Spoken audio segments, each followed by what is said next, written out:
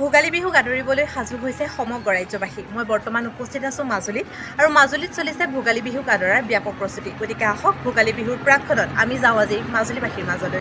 এয়া যে ভোগৰ ভোগালীৰ বতৰ।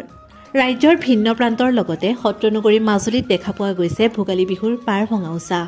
গাঁৱৰ জীয়ৰী বোৱাৰী সকলো ব্যস্ত পিঠা লাৰু সান্দহ বনোৱাত।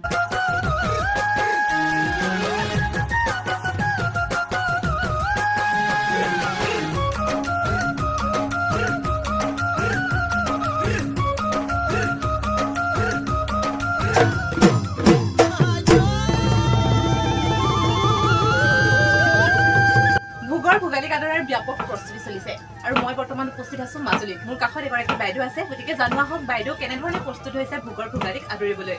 বাইদেউ প্ৰস্তুতি কেনেধৰণৰ? প্ৰস্তুতি ভালে চলিছে। কি পিঠা বনাইছে? তিল পিঠা বনাম, মালপোৱা বনাম, তিলৰ লাৰু বনাম, নাৰিকলৰ লাৰু বনাম, আটাইখিনি পিঠা বনাম নহয় জানো? আৰু এই পিঠাগুৰি নিশ্চয় তিল পিঠাৰ আপুনি টিপি থকা নেকি গম পাইছো। আৰু বাকী ব্যাপক প্ৰস্তুতি তেতিয়াহ'লে চলিছে নহয় জানো? আপোনালৈ ভোগালী বিহুৰ হিয়া ভৰা শুভেচ্ছা জনালো। বহুত বহুত ধন্যবাদ। এয়া এক মুকলি পথাৰ, কিন্তু এই মুকলি পথাৰতে গাঁৱৰ ডেকা বুঢ়া সকলোৱে মিলি এসাঁজ খাব উৰুকাৰ নিশা। ভেলাঘৰ সাজিব ইয়াত, মেজি জ্বলাব ইয়াত। কণ কণ শিশুসকলৰ পৰা আৰম্ভ কৰি গাঁৱৰ বৃদ্ধজনলৈকে দেখা পোৱা গৈছে পাৰ ভঙা উৎসাহ। সকলো ব্যস্ত বাঁহ খেৰ নৰাৰে আকৰ্ষণীয় তোৰণ সজাত।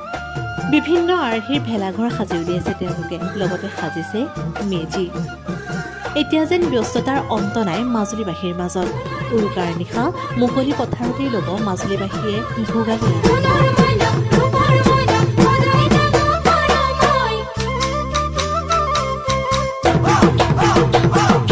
মাঘৰ বিহু আহিল মইনা, মাঘৰ